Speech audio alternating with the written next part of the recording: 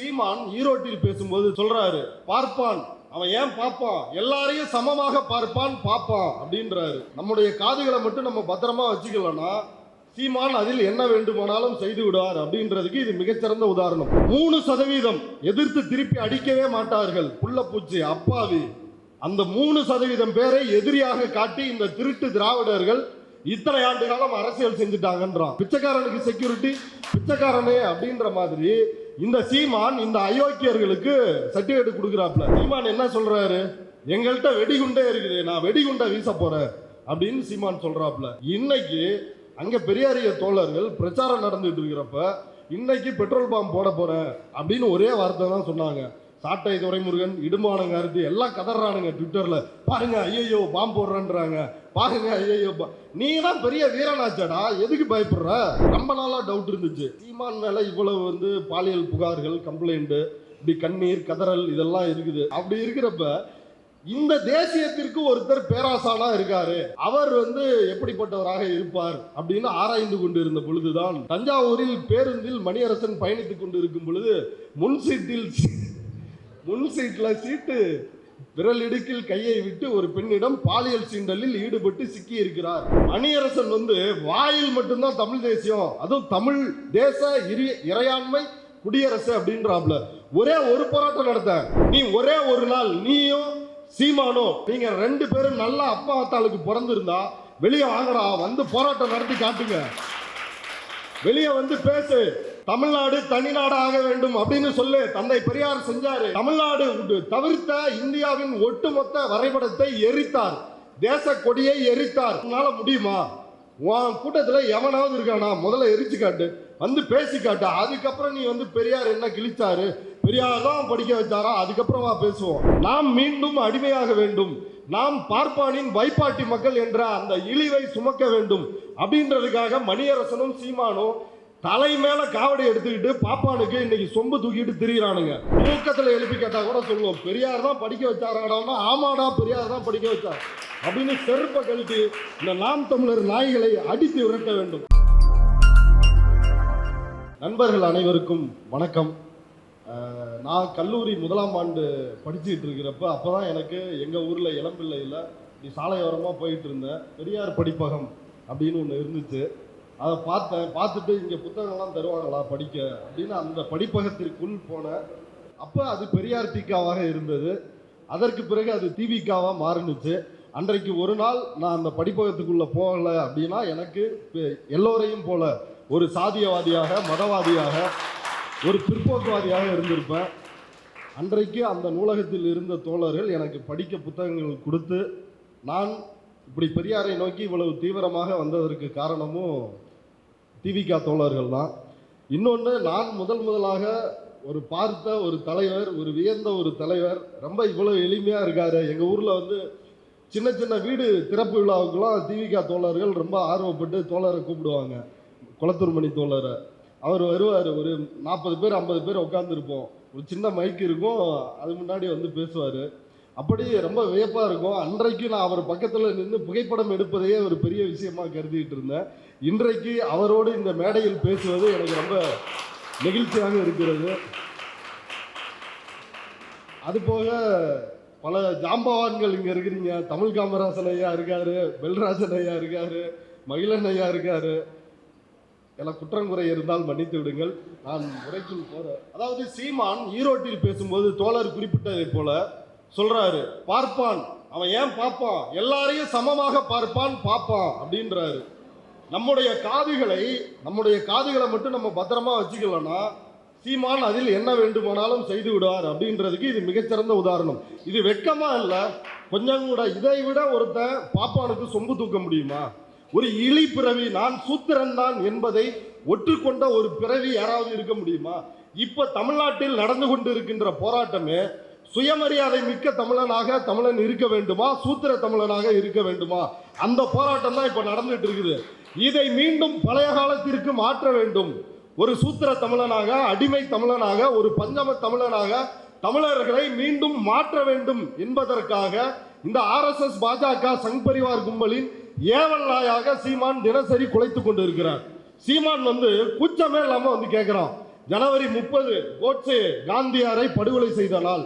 அந்த நாள்ல ஈரோட்டில் வந்து பேசுறான். என்ன சொல்றான்? 3% எதிர்த்து திருப்பி அடிக்கவே மாட்டார்கள், புள்ளப்பூச்சி அப்பாவி. அந்த 3% பேரை எதிரியாக காட்டி இந்த திருட்டு திராவிடர்கள் இத்தனை ஆண்டு காலம் அரசியல் செஞ்சுட்டாங்கன்றான். எந்த நாளில் சொல்றான்? காந்தியை கோட்சே என்கின்ற பார்ப்பான் சுட்டு படுகொலை செய்த அந்த நாளில் வந்து சொல்றான். இது அன்னைக்கு மட்டுமா நடந்துச்சு? வரலாறு முழுக்க மௌரியனினுடைய பேரன், அவரை வந்து கொன்னது யாரு? ஒரு பௌத்த பேரரசு இருந்துச்சு. அந்த பௌத்த பேரரசை வீழ்த்திய புஷ்யமித்ர சுங்கன் யார்? அவன் ஒரு பார்ப்பான். ஆதித்த கரிகாலனை கொன்றவன் யார்?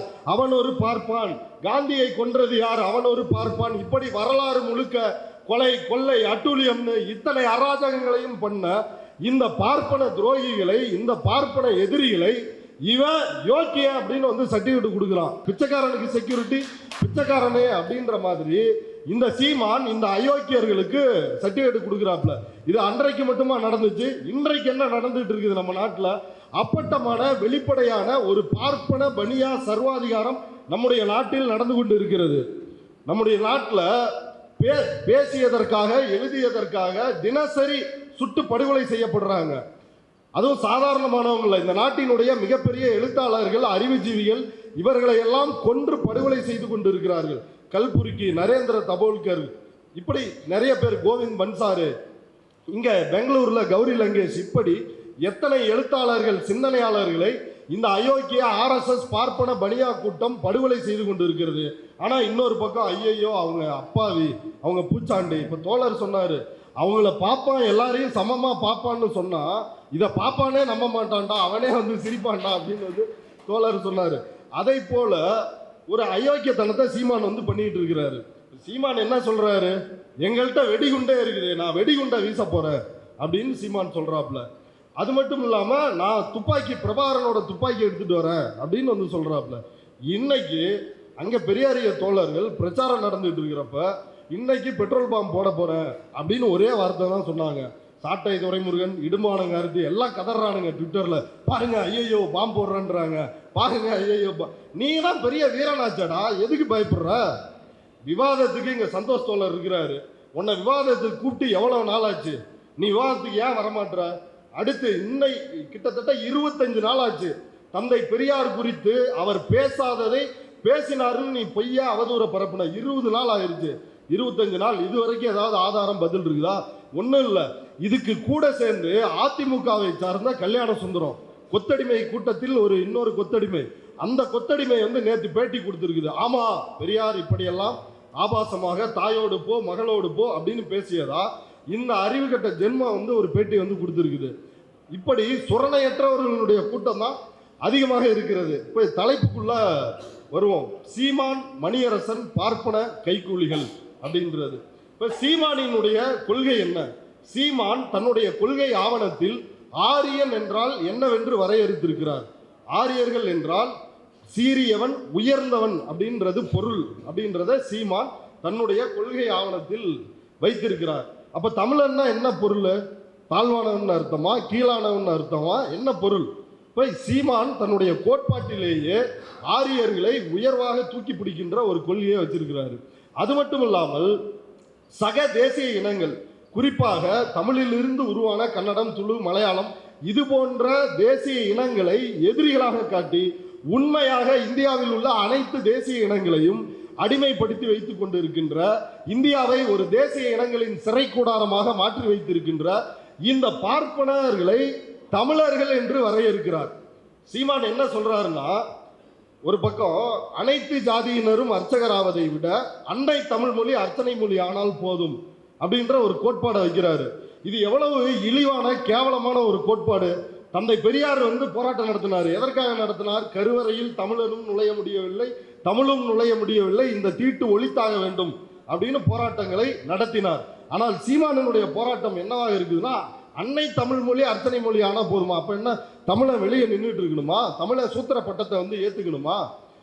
அதாவது 1957 தந்தை பெரியார் தஞ்சாவூர்ல மிகப்பெரிய மாநாடை கூட்டி, இந்திய அரசியலமைப்பு சட்டம் சாதியை பாதுகாக்கிறது, சாஸ்திரமும் நம்மை சூத்திரன் என்று சொல்லுகிறது, சட்டமும் நம்மை சூத்திரன் என்று சொல்லுகிறது, இந்த சட்டத்தை கொளுத்துவோம் அப்படின்னு மிகப்பெரிய அளவில் மாநாடு நடத்துகிறார். அந்த மாநாட்டில் தன்னுடைய தொண்டர்கள்ட்ட கேட்கிறாரு, சட்டத்தை எரிக்கலாமா, எரிப்பதாக இருந்தால் எத்தனை பேர் எரிக்க போறீங்க, எனக்கு எழுதி கொடுங்க, கையெழுத்து போட்டு கொடுங்க அப்படின்னு.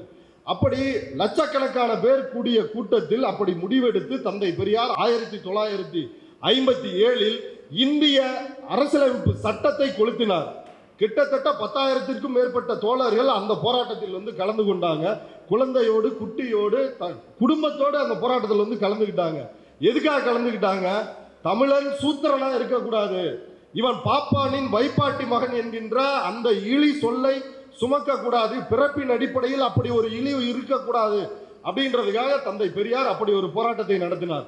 ஆனா இந்த அயோக்கிய நாய் வந்து என்ன சொல்றான், நீ அதை ஏத்துக்கோ. சீமான் என்ன சொல்றாப்புலன்னா, சாஸ்திரத்துல ஒரே ஒரு இடத்துல சூத்திரன்னு சொல்லிட்டான். ஆனா இந்த பெரியாருக்கு பாருங்க வேலையே இல்லை, போற இடத்துலாம் உன்னை தேவடியா மக்கள்னு சொல்லிட்டான், தேவடியா மக்கள்னு சொல்லிட்டான் அப்படின்னு இவர் மேடைதோறும் தேவடியா பையா தேவடியா பையான்னு தமிழர்களை திட்டி தீர்த்து கொண்டார் அப்படின்னு பேசுறான். இது எவ்வளவு பெரிய வன்முறை! இப்படி பேசுகின்ற அந்த அயோக்கியனை நடமாட விடலாமா? பெரியார் என்ன அவரா சொன்னாரு? பெரியார் நம் மீது சுமத்தப்பட்டிருக்கின்ற இழிவை துடைப்பதற்காக சொன்னாரு. ஆனா இவன் பெரியார் தேவடியா பையன்னு சொல்லிட்டாரு அப்படின்னு கூச்சமே இல்லாம எல்லா மேடைதோறும் வந்து பேசிட்டு இருக்கிறான். அதுக்கு பக்கவாத்திய வாசிக்கிறது யாருன்னா பேராசான் மணியரசன். இவங்களோட தமிழ் தேசியம் எவ்வளவு கேடுகட்ட தமிழ் தேசியம்னு பாருங்க. பேராசான் மணியரசன் அந்த தமிழ் தேசியத்திற்கு, பேரறிஞர் எச் ராஜா அதுக்கு வந்து ஸ்ட்ராட்டஜிஸ்ட் யாரு அப்படின்னா பாண்டு. இப்படி ஒரு கேடுகட்ட தமிழ் தேசியத்தினுடைய பிரதிநிதிகளாக இவங்க எல்லாரும் பேசிட்டு இருக்கிறாங்க.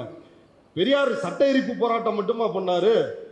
தன்னுடைய இறுதி மரண தருவாயில் வரைக்கும் உங்களை சூத்திரனாக விட்டு விட்டு போகிறேனே அப்படின்னு கண்ணீர் வடித்தார். வலியோடு தன்னுடைய குடலிறக்க நோயோடு பாதிக்கப்பட்டு அப்படி இருக்கின்ற சூழலில் கூட பெரியார் ஏன் பேசினார்? அந்த மூத்திர சட்டியை தூக்கி கொண்டு ஏன் பேசினார்? நாம் சுயமரியாதை சமவாழ்வு வாழ வேண்டும் அப்படின்றதுக்காக பேசினாரு. நாம் மீண்டும் அடிமையாக வேண்டும், நாம் பார்ப்பானின் வைப்பாட்டி மக்கள் என்ற அந்த இழிவை சுமக்க வேண்டும் அப்படின்றதுக்காக மணியரசனும் சீமானும் தலை மேல காவடி எடுத்துக்கிட்டு பாப்பானுக்கு இன்னைக்கு சொம்பு தூக்கிட்டு திரிகிறானுங்க. இதே மணியரசன் சாதியும் தமிழ் தேசியமும் அப்படின்னு ஒரு புத்தகம் எழுதியிருக்கிறாரு. அந்த புத்தகத்தில் இருக்கின்ற சில விஷயங்களை மட்டும் இந்த தலைப்பை ஒட்டி பேசணுன்றதுனால சில குறிப்புகள் எடுத்துட்டு வந்திருக்கேன். சில விஷயங்களை மட்டும் உங்களோட பகிர்ந்துக்கிறேன். இந்த புத்தகத்தோட 27ஆம் பக்கத்துல மணியரசன் சொல்றாரு, RSS பாசக பரிவாரங்களின் ஆதிக்க இந்துவெறி இந்தியாவில் வளர்ந்து இந்திய ஆட்சியிலும் அமர்ந்து விட்ட சூழலில் தமிழ்நாட்டு முஸ்லிம்களும் கிறிஸ்தவர்களும் தங்கள் தங்கள் மத அடையாளங்களை பாதுகாத்துக் கொள்வதில் முனைப்பு காட்டுகிறார்கள். தங்கள் தங்கள் மதங்களை சுற்றி அரண் எழுப்பிக் கொள்ள முனைகிறார்கள். இவ்வாறான இன்றைய தமிழ் சூழலில் இந்துக்கள் இந்து என்ற அடையாளத்தை இழந்து விட்டால் அவர்களின் மத ஒருங்கிணைப்பிற்கு வேறு என்ன வழி இருக்கிறது அப்படின்னு வந்து சொல்றார். இதுதான் தமிழ் தேசியம். திராவிடம் எங்கே இருக்கிறது?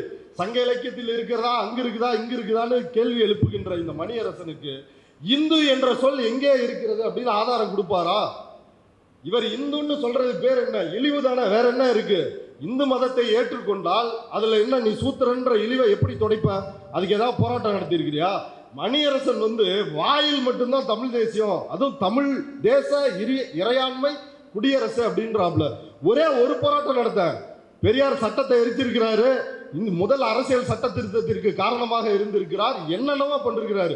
நீ ஒரே ஒரு நாள் நீயும் சீமான் பாணியிலே சொல்றேன், நீங்க 2 பேரும் நல்ல அப்பா அத்தாளுக்கு பிறந்திருந்தா வெளியே வாங்கடா, வந்து போராட்டம் நடத்தி காட்டுங்க, வெளியே வந்து பேசு, தமிழ்நாடு தனிநாடு ஆக வேண்டும் அப்படின்னு சொல்லு. தந்தை பெரியார் செஞ்சாரு. என்ன செஞ்சார்? தமிழ்நாடு தவிர்த்த இந்தியாவின் ஒட்டுமொத்த வரைபடத்தை எரித்தார். தேச கொடியை எரித்தார், காந்தி படத்தை எரித்தார், ராமன் படத்தை எரித்தார். உன்னால முடியுமா? உன் கூட்டத்தில் எவனாவது இருக்கானா? முதல்ல எரிச்சு காட்டு, வந்து பேசி காட்டு. அதுக்கப்புறம் நீ வந்து பெரியார் என்ன கிழிச்சாரு, பெரியார் தான் படிக்க வச்சாரா, அதுக்கப்புறமா பேசுவோம். இப்படி எதற்குமே எதையும் செய்ய துணிவற்ற கூட்டம். இப்போ இந்த விஷயத்துக்கு வருவோமே, இங்க பாருங்க, மணியரசனுடைய அந்த உள்ளத்தில் இருக்கின்ற அந்த இந்துத்துவ வெறி எப்படி வெளிப்படுதுன்னு பாருங்க. இஸ்லாமியர்கள் அவங்க மதத்தை பூட்டிக்கிட்டாங்களாம், கிறிஸ்தவர்கள் அவங்க மதத்தை மூட்டிக்கிட்டாங்களாம். அப்ப இந்துக்கள் என்ன செய்யணும்? இந்துவாக அணிதிரள்வதை தவிர வேற வழி இல்லை. ஏன் தமிழனா நம்ம எல்லாரும் அணிதிரள முடியாதா?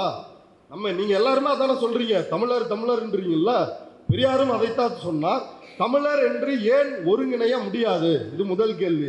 அடுத்து மணியரசன், இப்போது கோயில் குருக்களாக உள்ள பார்ப்பனர்கள் ஆதி சைவர் என்றிருந்த தமிழரே ஆவார் அப்படின்னு பக்கம் 82ல சொல்றாரு.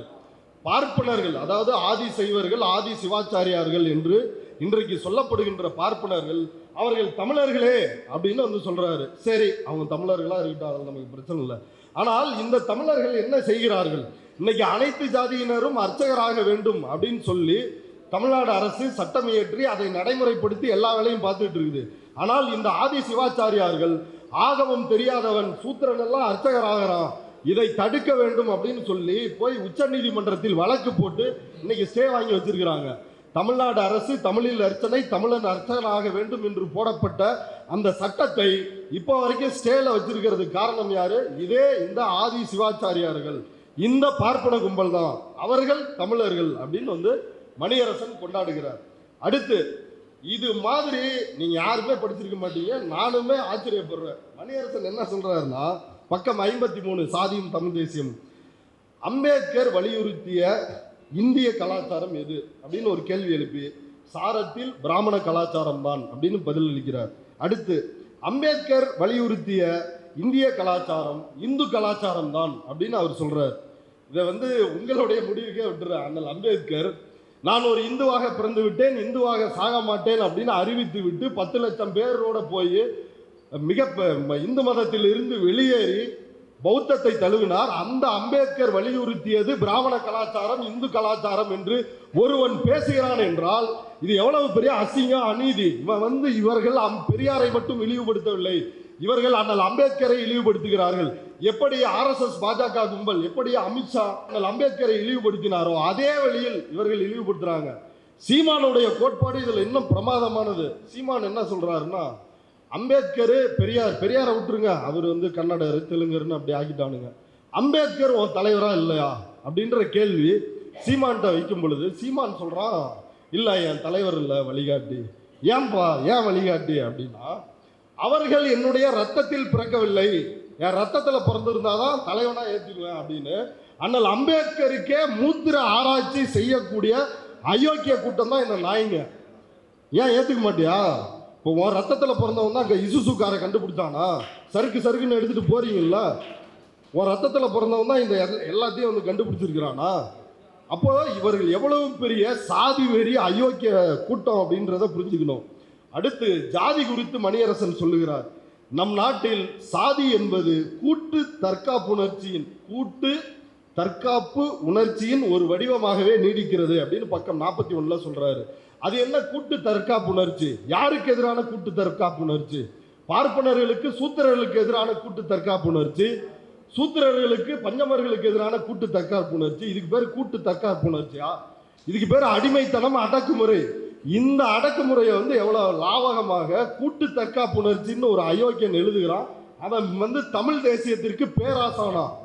அதாவது இந்த ஆளு ரொம்ப நாளா டவுட் இருந்துச்சு, சீமான் மேல இவ்வளவு வந்து பாலியல் புகார்கள், கம்ப்ளைண்ட், இப்படி கண்ணீர் கதறல் இதெல்லாம் இருக்குது, தமிழ்நாட்டிலையும் இருக்குது, ஈழத்திலையும் அதே மாதிரி கண்ணீர் கம்ப்ளைண்ட் இருக்குதுன்னு தோழர் வந்து எங்கள்கிட்ட பேட்டியில சொல்லிருக்கிறாரு, சந்தோஷ் தோழர். அப்படி இருக்கிறப்ப இந்த தேசியத்திற்கு ஒருத்தர் பேராசானா இருக்காரு, அவர் வந்து எப்படிப்பட்டவராக இருப்பார் அப்படின்னு ஆராய்ந்து கொண்டு இருந்த பொழுதுதான் தோழர் மைனர் வந்து அவருடைய சமூக வலைதள பக்கத்தில் ஒரு முக்கியமான செய்தியை போட்டிருந்தாரு. தஞ்சாவூர் பேருந்தில் வந்து ஐயா சுபவி கூட அதை சொல்லியிருந்தார் மேடையில். என் கருத்தல்ல, அவர்களுடைய கருத்து. தஞ்சாவூரில் பேருந்தில் மணியரசன் பயணித்துக் கொண்டு இருக்கும் பொழுது முன் சீட்டில் சீட்டு விரல் இடுக்கில் கையை விட்டு ஒரு பெண்ணிடம் பாலியல் சீண்டலில் ஈடுபட்டு சிக்கி இருக்கிறார் அப்படின்றது செய்தி. இது நான் சொல்ல, ஐயா சொல்லிருக்கிறாரு. ஐயா சுபவி ஐயா ஆதாரம் இல்லாமல் சொல்ல மாட்டாரு. அப்ப பாலியல் பொறுக்கிகள் எல்லாம் தேசியம்னு பேசுறான். அந்த பாலியல் பொறுக்கிகளுக்கு ஒரு தலைவன் பேராசான் இருந்தா அவர் கண்டிப்பா அதே வழியில் பயணித்தவராகத்தான் இருக்க முடியும்.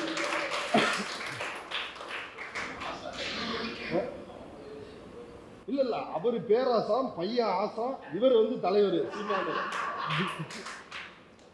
அடுத்து, இடஒதுக்கீட்டை பற்றி மணியரசனுடைய கருத்து என்னவாக இருக்கிறது? ரொம்ப ஆச்சரியமான கருத்து.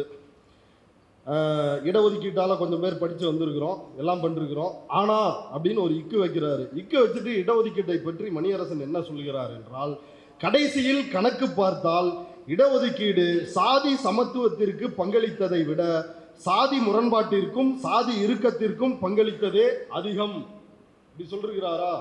இடஒதுக்கீட்டால தான்ப்பா ஜாதியே இருக்குது அப்படின்னு 100 வருஷமா பாப்பானுங்க சொல்லிட்டு இருக்கிறானுங்க. அதற்கும் இதற்கும் எத்தனை மீட்டர் எத்தனை படி வித்தியாசம் அப்படின்றது ஒண்ணுமே கிடையாது. அப்ப இவர்கள் கட்டமைக்க விரும்புகின்ற தமிழ் தேசியம் என்பது ஒரு பார்ப்பனியத்திற்கு கரசேவை செய்கின்ற ஒரு தமிழ் தேசியம். தமிழ்நாட்டில் இந்து ராஷ்டிரா தமிழ்நாட்டிற்குள் நுழைய முடியாமல் இருப்பதற்கு மாபெரும் அரணாக தடையாக நம்முடைய தந்தை இருக்கிறார், பெரியார் இருக்கிறார். அதை தகர்த்தெறிய வேண்டும் அப்படின்றதான் இவர்களுடைய லட்சியம். அதுக்காக எந்த எல்லைக்கும் போய் எவ்வளவு கீழ்த்தரமா இதெல்லாம் புத்தகத்தில் எழுதிக்கிட்டு பெரியாரோட ஒரு அறிக்கை இருக்குன்னு வைங்களேன், அதுல கால்வாசியை வெளியிட்டுட்டு பாத்தியா பெரியார் எப்படி சொல்லிருக்கிறாரு. இப்ப இதே சீமான் ஒரு உதாரணத்துக்கு சொல்றேன்னு, அம்பேத்கரை பெரியாரோட வைக்க முடியுமா? அம்பேத்கர் எவ்வளவு பெரிய ஆள் தெரியுமா? பெரியார் சும்மா அப்படின்னு இப்படியெல்லாம் திட்டுவான். திட்டிட்டு அவன் சொல்லுவான், என்ன சொல்லுவான்னா, அண்ணல் அம்பேத்கர் சொல்லி இருக்கிறார். என்ன சொல்லி இருக்கிறார்? இந்தியாவில் நாகரிக மக்கள் தான் வாழ்ந்தார்கள், அவர்கள் பேசிய மொழி தமிழ். அண்ணல் அம்பேத்கர் சொல்லியிருக்காருடா, இந்த நாடே எனக்கு சொந்தம்டா அப்படின்பா. சரி, ரைட், ஓகே. அடுத்த பேரால என்னடா சொல்றாரு, நீ அதை சொல்லணும்ல. அடுத்த பேரால அண்ணல் அம்பேத்கர் என்ன சொல்றாருன்னா,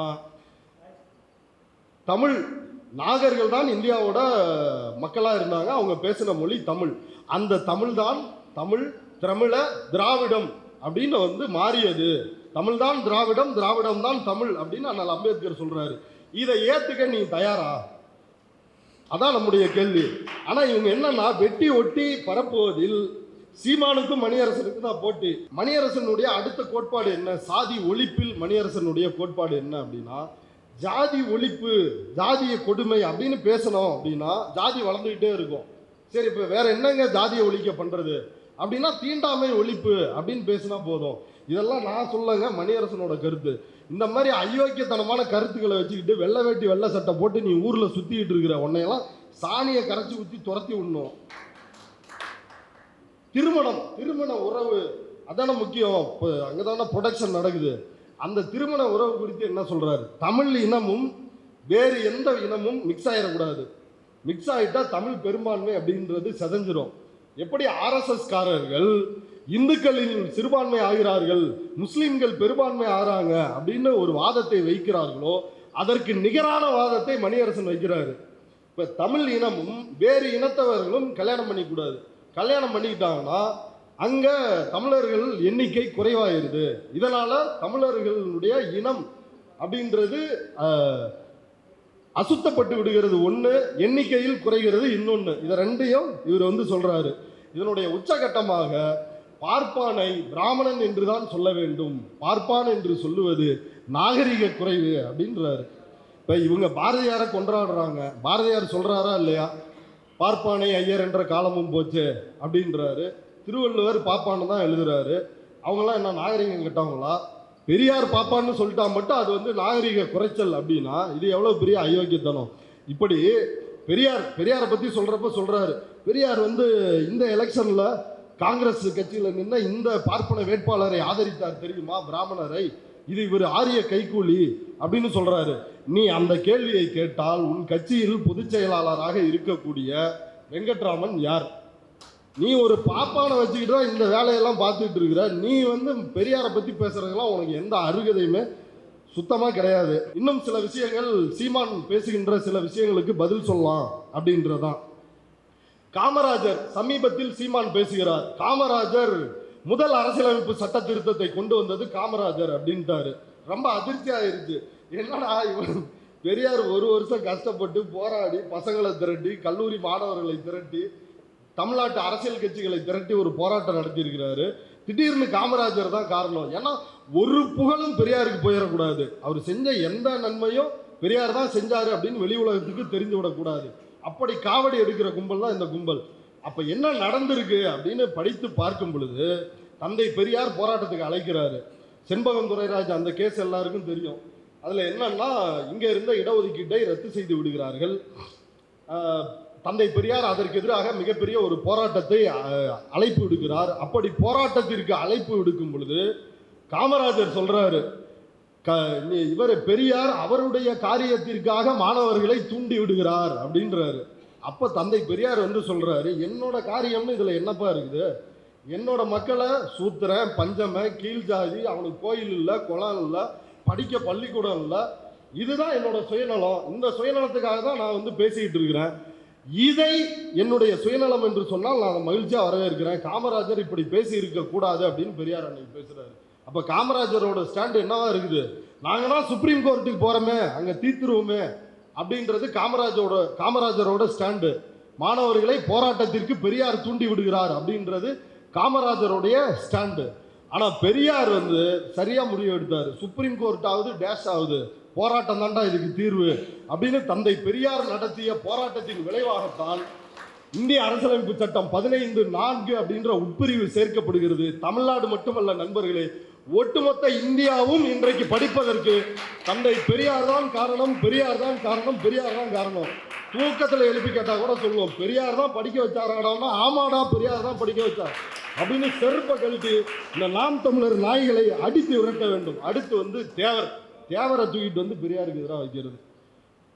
அதுல ஒரு புத்திசாலித்தனமான கேள்வியை சீமான் வந்து கேட்கிறாப்புல, எப்படி இந்த பையனுக்கு எவ்வளவு அறிவா அப்படின்னு நமக்கே யோசிக்கிற மாதிரி. என்னன்னா கல்லுடைப்பு கள்ளுக்கடை மறியல் போராட்டம் வந்து நடக்குது. பெரியார் காங்கிரஸ்ல இருக்கிறாரு, காந்தி முடிவு எடுக்கிறாரு, அதன்படி போராட்டம் நடக்குது. அந்த வரலாறு எல்லாம் பள்ளிக்கூடத்திலேயே நாம் படித்திருப்போம். அதுல சீமான் ஒரு முக்கிய கேள்வி எழுப்புறாரு. என்ன எழுப்புறாருன்னா, மண்டையில பொடுகு வந்துருச்சுன்னா முடிய சிறைப்பாங்களா இல்ல தலையவே சிறைப்பாங்களா? தலையவே எடுத்துருவாங்களா? பெரியாருக்கு என்ன பகுத்தறிவு இருக்குது? கல் எடுக்கிறத நிறுத்துறதை விட்டுட்டு தென்னை மரத்தை வந்து வெட்டி இருக்கிறாரு, அவரு பகுத்தறிவாதியா அப்படின்னு கேட்கிறாரு. அடா இந்த பையனுக்கு இவ்வளவு அறிவா அப்படின்னு தேடி படித்து பார்க்கும் பொழுதுதான் தெரிகிறது. காந்தி உத்தரவு போடுறாரு, வடநாட்டில் ஈச்ச மரத்துல கல் எடுக்கிறாங்க, தென்னாட்டில் பனைமரம்னா அது சீசனுக்கு மட்டும்தான் கிடைக்கும், தென்னை மரம்னா அது தண்ணி கட்டுறதுனால எல்லா நாளும் கிடைக்கும். அப்ப இந்த மரங்களை வெட்டி எறிய வேண்டும் என்று காந்தி சொன்னதனால் தந்தை பெரியார் அப்படியே வந்து செஞ்சிருக்கிறாரு. இது ஒரு விஷயங்களா, இதை வச்சுக்குவோம். இதுல இவர் தேவருக்கு ஒரு லாஜிக்கை சொல்றாரு. இது வந்து பொய் ஆசை. இவர் சார்கிட்ட கூட கேட்டு தெளிவுபடுத்திக்கிட்டேன். என்னன்னா, 1000 பேர் குற்றப்பரம்பரை சட்டம் அதை ஒழிக்கணும் அப்படின்னு போராட்டத்தை தேவர் முன்னெடுக்கிறார். தேவர் முன்னெடுக்கும் பொழுது தேவர் சொல்றாரு, 1000 பேர் கட்டவிரல் இருக்கிறதுனால தானடா உன்னை கூட்டு போய் கைரேக வைக்க சொல்றான். 1000 பேர் வந்து கட்டவிரலை வெட்டி நெருப்புல போட்டுருங்கடா அப்படின்னு வந்து தேவர் சொன்னாராம். இப்ப இதே லாஜிக்கை இங்க வைப்பமேப்பா, கட்டவிரலை வெட்டிட்டா என்ன குற்றப்பரம்பரை இல்லைன்னு ஒளிஞ்சிருமா? உனக்கு அறிவு இல்லையா? இதை தேவர் சொல்லி இருப்பாரா? தேவர் சொல்லல, இது இந்த ஆளே கிளப்பி விட்டது. இப்ப அந்த குற்றப்பரம்பரை சட்டத்தை வச்சு இவர் வந்து போராடி இருக்கிறாரா? பெரியார் போராடி இருக்கிறாரா? தேவர் தான், எங்க ஐயா தேவர் தான் குற்றப்பரம்பரை சட்டத்தை நீக்குவதற்காக போராடினார் அப்படின்னு கூச்சமே இல்லாம பச்சை பைய சொல்றான். தேவரும் ஒரு ஆளும் போராடி இருக்கிறாரு. அண்ணல் அம்பேத்கர் போராடி இருக்கிறார், தந்தை பெரியார் போராடி இருக்கிறார், நீதி கட்சி போராடி இருக்கிறது.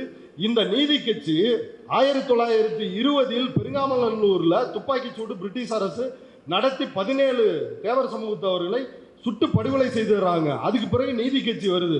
தனியா ஒரு லேபர் கமிஷனரை போட்டு பள்ளி கல்லூரிகளை இவங்க கல்லர்களுக்கும் மறவர்களுக்கும் திறப்பதற்கான அத்தனை வேலை, நிறைய வேலையை செஞ்சிருக்கிறாங்க. அது பட்டியலிட முடியாது, அவ்வளவு வேலையை வந்து செஞ்சிருக்கிறாங்க. நீதி கட்சி எந்தெந்த பள்ளிகளை எல்லாம் திறந்ததோ அதை எல்லாத்தையும் வந்து ராஜாஜி மூடுறாரு. அப்ப ராஜாஜியினுடைய கட்சியில எம்எல்ஏவா இருக்கிறாரு முத்துராமலிங்க தேவர். என் கல்லர் பிள்ளைங்க, என் மறவர் பிள்ளைங்கெல்லாம் படிக்கணும், நீ எப்படி ஸ்கூல்ல இழுத்து போடலாம் அப்படின்னு தேவர் கேட்டிருக்கணுமா இல்லையா? கேட்டிருந்தா அவரை நம்மளும் வந்து கொண்டாடலாம், பெரியாரை விட பெரிய ஆளு அப்படின்னு கூட சொல்லிக்கலாம்னு. எதுவுமே பண்ணலங்க. இந்த குற்றப்பரம்பரை சட்டத்தை ரத்து செய்வதற்கு தேவர் என்ன செய்தார்? ஒண்ணுமே செய்யல. 1933 தான் 1933 செப்டம்பர் 25 முத்துராமலிங்க தேவரனுடைய ஆப்பநாட்டு கொண்டையங்கோட்டை மறவர் அப்படின்ற சாதியை குற்றப்பரம்பரை சட்டத்தில் சேர்க்கிறார்கள். அப்படி சேர்த்தப்பதான் முத்துராமலிங்க தேவர் இந்த குற்றப்பரம்பரை சட்டத்திற்கு எதிராக குரல் கொடுத்தார். கல்லர்கள், மறவர்கள், அகமுடையார்கள் இவங்க எல்லாரும் அதில் இருக்கிறாங்க. அப்ப அவர் குரல் கொடுக்கல. அதில் ஒரு உட்பிரிவான தன்னுடைய சாதி ஆப்பநாட்டு கொண்டையங்கோட்டை மறவர்களை குற்ற பரம்பரையில் சேர்த்த பொழுதுதான் தேவர் குரல் கொடுத்தார். குரல் கொடுத்ததோடு மட்டுமில்லாமல் அடுத்த ஆண்டு ஓராண்டு கழித்து ஒரு மாநாடு நடக்கிறது. அந்த மாநாட்டில் தீர்மானம் போட்டு ஆப்ப நாட்டு கொண்டையங்கோட்டை மறவர்களை குற்ற பரம்பரையில் இருந்து நீக்க வேண்டும் அப்படின்னு தீர்மானம் போடுறாங்க. அந்த தீர்மானத்தை போய் நீதி கட்சி கிட்ட கொடுக்குறாங்க 34. நீதி கட்சி அப்ப நீதி கட்சியை பெரியார் வந்து ஆதரிச்சிட்டு இருக்கிறாரு. பெரியார் சிறையில் இருக்கிறாரு. தேச துரோக சட்டத்தை வரதராஜலு நாயுடு பெரியாரை பார்த்துட்டு தான் போய் இந்த மாநாட்டையே வந்து நடத்துறார், குற்றப்பரம்பரை சட்ட ஒழிப்பு மாநாட்டையே. அப்போ நீதி கட்சிகிட்ட போய் மனு கொடுக்குறாங்க. முத்துராமலிங்க தேவர், சசிவர்ண தேவர் இவங்கெல்லாம் போய் இப்படி ஆப்ப நாட்டு கொண்டையங்கோட்டை மறவர்களை நீக்க வேண்டும்னு எந்த ஒரு போராட்டமும் இல்லாமல் ஒரு மனு கொடுத்த உடனே அந்த சாதியை குற்றப்பரம்பரை பட்டியலில் இருந்து நீக்கியது நீதி கட்சி. அந்த நீதி கட்சிக்கு தான் ஒரு 4 வருஷம் 3 வருஷம் கழிச்சு தந்தை பெரியார் தலைவரானார். இதான் வரலாறு முத்துராமலிங்க தேவருக்கு. சும்மா வந்து முத்துராமலிங்க தேவரை தூக்கிட்டு வந்து பெரிய இமேஜா இருக்குது அப்படின்றதுக்காக பெரியார் முன்னாடி வைக்காத. அப்படி எந்த இமேஜும் எதுவும் செய்யலை. அப்படி எந்த இமேஜாவது நீ வச்சுனா அந்த இமேஜ் சுக்குநூறாக உடைக்கப்படும். அது பாரதியாராக இருந்தாலும் சரி, எவனாக இருந்தாலும் சரி. அடுத்து மறைமலை அடிகள், எங்க ஐயா மறைமலை அடிகள் மாதிரி முடியுமான்றான். தோழர் வந்து பெரியாருக்கு எதிரான முனைமழுங்கும் வாதங்கள் அப்படின்ற ஒரு புத்தகம் எழுதியிருக்கிறார். அந்த புத்தகத்தை படிச்சீங்கன்னா 2வது பக்கத்திலேயே மறைமலை அடிகளை அடித்து காலி பண்ணிட்டாரு. மறைமலை அடிகள் மணியரசனுடைய புழுகுகளில் பெரிய புழுகு இந்த சாஸ்திர சடங்கு மறுப்பு திருமணங்களை தொடங்கி வைத்தது எங்க ஐயா மறைமலை அடிகள் தான். பெரியாரெல்லாம் அதை பார்த்து காப்பி அடிச்சிட்டாரு அப்படின்னு சீமானும் இன்றைக்கு இந்த மணியரசன் போன்ற டுபாக்கூர்களும் பொய்ய பரப்பிட்டு இருக்கிறாங்க. ஆனால் உண்மை என்ன அப்படின்னா 1927 மறைமலை அடிகள் வீட்டில் ஒரு திருமணம் நடக்குது. அவருடைய மகளுக்கும் இன்னொரு நிச்சயிக்கப்பட்ட திருமணம். அந்த திருமணத்தில் இவ்வளவு தனித்தமிழ், சமஸ்கிருத எதிர்ப்பு, இத்தனை வாயடிக்கின்ற மறைமலை அடிகள் பார்ப்பனரை வைத்து பார்ப்பன சடங்குப்படி திருமணம் செய்கிறார். இவரை தான் தூக்கிட்டு வந்து பெரியாருக்கு எதிராக நிற்கிறாங்க. பெரியாருக்கு எதிராக இதெல்லாம் வைக்க முடியுமா? உனக்கே நீயே யோசிச்சு பாரு. இதெல்லாம் சுக்குநூறாக உடைஞ்சிடும். அப்புறம் எல்லா பேட்டிலையும் சொல்றாங்க, இது கொஞ்ச நேரம் மட்டும் எல்லா பேட்டிலையும் சொல்றாங்க, வெக்கமா இருக்குதுங்க உண்மையிலேயே இப்படியெல்லாமாடா போய் சொல்லுவ அப்படின்னு சொல்லி. ஆணைமுத்து மண்டல் கமிஷனுக்காக போராடி 69% இடஒதுக்கீடை வாங்கி கொடுத்தார் அப்படின்றான். ஆணைமுத்துக்கு மண்டல் கமிஷனுக்கு தொடர்பு இருக்குது. 69% இடஒதுக்கீட்டுக்கு என்ன தொடர்பு இருக்குது? இது தமிழ்நாட்டில் கொடுக்கறது 69% இடஒதுக்கீடு, ஒன்றியத்தில் கொடுக்கறது தான் ஓபிசி கொடுக்கறது 27% இடஒதுக்கீடு. அதற்காக ஆணைமுத்து போராடி இருக்கிறார். அவரும் போராடி இருக்கிறார். கூச்சமே இல்லாம எங்க ஐயா ஆணைமுத்து தான் செஞ்சாரு, பெரியார் எங்க செஞ்சார்? பெரியாரோட தொண்டர் தான் ஆணைமுத்து. பெரியாரினுடைய எழுத்துக்களை தொகுத்தவர் தான் ஆணைமுத்து. நீ மற்ற இடத்துல இருந்து ஆட்களை எடுத்துட்டு வந்து பெரியாருக்கு நிறுத்துறது போய் வெக்கமே இல்லாம பெரியாரினுடைய தொண்டரை எடுத்துட்டு வந்து பெரியாருக்கு எதிராக நிறுத்துறார். குத்தூசி குருசாமி அவர் தான் எழுத்து சீர்திருத்தத்தை கொண்டு வந்தாரு. பெரியார் தான் கொண்டு வந்தாரு, அது எல்லாருக்கும் தெரியும். சரி, மணியரசன் சொல்ற மாதிரியே குத்தூசி குருசாமின்னு வச்சுக்கலாம். குத்தூசி குருசாமி யாரு? எந்த அமைப்பு? அவர் என்ன மாப்போசி அமைப்புல இருந்தாரா? எங்க இருந்தாரு? அவரு பெரியாரோட தொண்டரு. எப்படியெல்லாம் அது அதான் சொல்ல வந்தேன். இப்ப மணியரசனுக்கு ஒரு புத்தி இருக்குது. சீமானுக்கு எப்படி யார் நம்முடைய சாதி அப்படின்னு மூத்திர ஆராய்ச்சி செய்யற மாதிரி மணியரசனுக்கு அப்படி ஒரு கேவலமான புத்தி இருக்குது. அதாவது அது என்ன சொல்லுவாங்க, 40 வயசுல நாய் குணம் அந்த மாதிரிலாம் சொல்லுவாங்க. இத்தனை வயசாகி அந்த ஆளுக்கு சாதி வெறி அப்படி இருக்குது. அவரு நீங்க பார்த்தீங்கன்னா அவ்வளோ ஆத்திரமா வரும். திராவிட இயக்க வரலாறு, நீதி கட்சி வரலாறு எல்லாத்தையும் எடுத்துக்குவாரு. குத்தூசி குருசாமி, அண்ணா, நடேசன், இப்படி பலரையும், நீதி கட்சி தலைவர் நடேசன், திராவிட இல்லத்தோட, இப்படி இவர்களை மட்டும் செலக்ட் பண்ணி பயங்கரமா பாராட்டுவாரு. பெரியாரை திட்டுவாரு, அண்ணாவை பாராட்டுவாரு. பெரியாரை திட்டுவாரு, குத்தூசி குருசாமியை பாராட்டுவாரு, ஆணைமுத்த பாராட்டு. என்னடா இது எல்லாம் ஒரே வித்தியாசமா இருக்குது. இவர் ஏதா மொத்தமா தானே எதிர்க்கணும், எதுக்கு சில பேரை ஆதரிக்கிறார் பலரை எதிர்க்கிறார் அப்படின்னா அவங்கெல்லாம் எந்த ஜாதின்னு தேடி பார்க்கிறார். இவங்க எல்லாம் தமிழ் ஜாதி. அதாவது அவர்களுடைய வரையறைப்படி சாதியே முதல்ல தமிழ் இல்லை, ஆனா இந்த சாதியை வைத்து தமிழன்னு அடையாளம் பண்றாங்க. இப்ப இவர்களெல்லாம் தமிழ் சாதி அப்படின்னு அடையாளப்படுத்தி அதுல ஒரு பெருமிதம் அடைகின்ற ஒரு இழி ஜென்மம் தான் இந்த மணியரசன். அடுத்து அரசேந்திர, ராஜேந்திர, ராஜராஜ சோழன், இவங்க ஆட்சிலாம் எப்படி இருந்துச்சு தெரியுமா? அங்கே பாலாறும் தேனாரும் ஓடுனுச்சு தெரியுமா? இந்த நாயக்கர் காலம் வந்து திருமலை நாயக்கர் காலம் வந்து தான் எல்லாம் கெட்டு போச்சு அப்படிம்பாங்க. கெட்டு போனதாகவே இருக்கட்டும். எந்த ராஜாவுக்கும் நமக்கு கரிசனம் கிடையாது, எல்லா பயிலுமே அயோக்கிய பையன்தான். ஆனால் இந்த ராஜேந்திர சோழனுடைய காலத்தில் ரொம்ப சுவாரஸ்யமான செய்திங்க. ஸ்காலர்ஷிப் இப்போ நம்ம படிக்கிறோம், நமக்கு ஸ்காலர்ஷிப் இருக்குது. பிசினா ஸ்காலர்ஷிப்பு, எம்பிசினா இருக்குது, எஸ்சி எஸ்டினா இருக்குது, எல்லா இடஒதுக்கீடு வாங்குகின்ற அனைத்து சாதிக்கும் இருக்குது. ஆனால் ராஜேந்திர சோழனுடைய காலத்தில், அந்த பச்சை தமிழ் மன்னனுடைய காலத்தில் இடஒதுக்கீடு ஸ்காலர்ஷிப் இருந்திருக்குது. எதுக்கு ஸ்காலர்ஷிப்? யாருக்கு ஸ்காலர்ஷிப்னா பார்ப்பனர்களுக்கு ஸ்காலர்ஷிப். இப்போ பார்ப்பனர்கள் எதெல்லாம் வேதம் படித்தா இவ்வளவு இவ்வளவு அப்படின்னு பணமோ நிலமோ வந்து கொடுத்துருக்குறானுங்க. அதில் என்ன சுவாரஸ்யம்னு பார்த்தீங்கன்னா, காமசூத்ராவை படித்து கற்றுக்கொள்வதற்கு 2 வேலி நிலத்தை தானமாக ஸ்காலர்ஷிப்பாக ராஜேந்திர சோழன் கொடுத்துருக்கான். திருக்குறளுக்கு கொடுக்கவில்லை. திருக்குறள் அங்கே எங்கே இருந்துச்சுன்ற தடமே தெரியல. பெரியாரும் திராவிட இயக்கம் வந்த பிறகுதான் திருக்குறளை வந்து தூக்கி பிடிக்கிறாங்க, உயர்த்தி நிறுத்துறாங்க. அப்போ இந்த அயோக்கிய மன்னர்களை நம்ம தலையில் வந்து தமிழனா இருந்துட்டா போதுமா? தமிழனா இருந்துட்டா என்ன கொண்டாட முடியுமா என்ன? அவன் எந்த கருத்தியலை முன்வைக்கிறான், அவனுடைய கோட்பாடு என்ன, அதன் அடிப்படையில் தான் நம்ம செய்ய முடியும். இப்போ சீமான் வந்து அடிக்கடி மேடைகளில் பேசும் பொழுது தேர்தல் சீர்திருத்தம், நாங்கள் வந்து அடிப்படையே மாற்றக்கூடியவர்கள், நாங்கள் புரட்சியாளர்கள் அப்படிமா. சரி, இடைத்தேர்தலுக்கு என்ன சீர்திருத்தம் சீமான் சொல்கிறான் அப்படின்னா, அடிக்கடி தேர்தல் நடத்தினால் அரசுக்கு பண விரயம், இந்த மாதிரி பிரச்சனைலாம் இருக்குது. அதனால் ஒருத்தர் வெற்றி பெற்றவர் இறந்துட்டார்னா அங்கே 2வதாக ஒருத்தர் வந்திருப்பார்ல, அவரை வெற்றி பெற்றவராக அறிவித்து விட வேண்டும், இடைத்தேர்தல் நடத்தக்கூடாது. இதுதான் சீமானுடைய கொள்கை. இந்த கொள்கையை எங்கேயாவது சீமான் கடைபிடிச்சிருக்கிறானா? இதெல்லாம் மேடையில் வந்து பேசுவான். எங்கேயாவது இப்போ ஈரோடு இடைத்தேர்தல் நடக்குது, 2வதாக வந்த கட்சி எந்த கட்சின்னு பார்த்து அவங்க ஆளட்டும் அப்படின்னு அவன் போராட்டம் நடத்தணுமா இல்லையா? அதை வந்து செய்ய மாட்டான். ஆனால் இடைத்தேர்தலில் வந்து போட்டிடுவோம், ஆனால் நாங்கள் தான் வந்து புரட்சியை செய்ய போகிறோம் அப்படின்னு இந்த நபர் வந்து சொல்லுவார். இது மட்டும் இல்லைங்க, தந்தை பல விஷயங்களில் பெரியார் படிக்க வைத்தாரா அப்படின்றதுக்கு பல முறை பதில் சொல்லியாச்சு. அடுத்து சேரன்மாதேவி குருகுல போராட்டம்னு ஒரு போராட்டம், அதை மட்டும் சொல்லிட்டு நான் முடிச்சிடுறேன். தந்தை பெரியாரை முதலாக தமிழின துரோகி அப்படின்ற ஒரு முத்திரை வந்து குத்துறாங்க. எப்போ குத்துறாங்கன்னா, இந்த சேரன்மாதேவி 1923 ஏப்ரலில் திருநெல்வேலிக்கு பக்கத்தில் சேரன்மாதேவி அப்படின்ற ஒரு இடத்தில் ஒரு குருகுலம் தொடங்கப்படுகிறது. அது காங்கிரஸ் கட்சியினுடைய நிதி உதவியாலும் தமிழ் மக்களினுடைய நிதி உதவியாலும் அந்த குருகுலம் தொடங்கப்படுகிறது. அந்த குருகுலத்தை தொடங்கியவர் யார் அப்படின்னா வாவேசு ஐயர், வரகநேரி வேங்கடேச சுப்பிரமணிய ஐயர். அவர் தான் வந்து வாவேசு ஐயர்.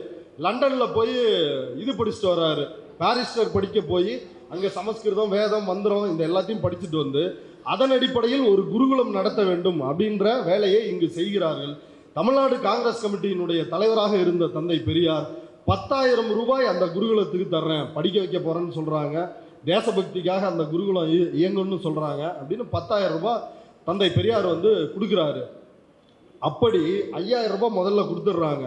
அந்த குருகுலத்தில் என்ன நடக்குது அப்படின்னா, அந்த குருகுலத்தில் பார்ப்பன மாணவர்களுக்கு தனி உணவு, பார்ப்பனர் அல்லாத மாணவர்களுக்கு தனி இடத்தில் உணவு, தனித்தனி தண்ணீர் குவளைகள், இப்படியான கொடுமைகள் இருக்குது. பார்ப்பன மாணவர்கள் குடிக்கின்ற அந்த தண்ணீர் இதில் இருந்து ஒரு பார்ப்பனர் அல்லாத மாணவர் குடித்து விட்டார்ன்றதுக்காக மாணவர்கள் எல்லாரும், பார்ப்பன மாணவர்கள் அந்த மாணவனை கன்னத்தில் அறைந்து விடுகிறார்கள். இந்த பிரச்சனை பெரிய அளவில் வருது.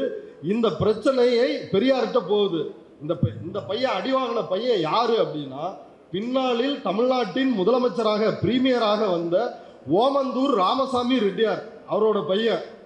யோசிச்சு பாருங்க, நம்மளை மாதிரி சாதாரணவங்க இல்லை, அவ்வளவு பெரிய ஆளு, காங்கிரஸ் கட்சியில் அன்றைக்கு பெரிய தலைவர். அவருடைய பையனை வந்து அடிச்சிடுறாங்க. பெரியார்கிட்ட அந்த பஞ்சாயத்து போகுது. பெரியார் தான் என்ன செய்யறாரு அப்படின்னா, அதுக்கு கொடுக்குற நிதியை நிறுத்தி வைக்கிறாரு. அதற்கு எதிராக மிகப்பெரிய போராட்டத்தை கட்டமைக்கிறார். அந்த பிரச்சனையின் பொழுதுதான் தந்தை பெரியாரை என்ன சொல்றாங்க, தமிழின துரோகி அப்படின்னு இந்த பார்ப்பனர்கள் சொல்றாங்க. யார் யாரெல்லாம் தந்தை பெரியாரை தமிழின துரோகி அப்படின்னு எவனா சொல்றானோ அவன் தான் தமிழினத்திற்கு முதல் எதிரி. அந்த எதிரிகளை அடையாளம் கண்டு வீதிதோறும் விரட்டி அடிக்க வேண்டும். தன்னுடைய வாழ்நாள் முழுக்க யோசிச்சு பாருங்க. 1944 திராவிடர் கழகம் உருவாகிறது. தந்தை பெரியாருக்கு வயது 65 இருக்குன்னு நினைக்கிறேன். அதுக்கு பிறகுதான் நம்ம எல்லாரும் கற்பனையே பண்ணி பார்க்க முடியாத போராட்டங்கள்லாம். முதல் அரசியல் சட்ட திருத்த போராட்டம், ராமர் பட எரிப்பு போராட்டம், வடவர் கடைகளுக்கு முன்னே சுரண்டல் எதிர்ப்பு போராட்டம், இந்திய தேசிய கொடி, இந்திய வரைபட எரிப்பு போராட்டம், சட்ட எரிப்பு போராட்டம், இப்படி எண்ணற்ற போராட்டங்கள் எல்லாமே தன்னுடைய 65 வயதுக்கு மேல எவ்வளவு தமிழ் மக்கள் மீது அன்பும் காதலும் இருந்தா 59 வயசுலேயே ரிட்டையர் ஆயிடலாம். ஆனா இவர் 65 வயசுக்கு மேல அவளை உழைச்சிருக்கிறாரு மூத்திரச்சட்டியோடு. அப்படி உழைத்த தந்தை பெரியாரை யாரு இழிவு செய்ய நினைத்தாலும், குறிப்பாக RSS பாஜக சங் பரிவார கும்பல் இழிவுபடுத்த நினைத்தால் அவர்களை கருத்தால் எதிர்கொள்ள வேண்டாம். அவர்கள் பரப்புவது எல்லாமே அவதூறு. அவர்களை செருப்பால் எதிர்கொள்ள வேண்டும் என்று கூறி என்னுடைய உரையை முடிக்கிறேன். நன்றி, வணக்கம்.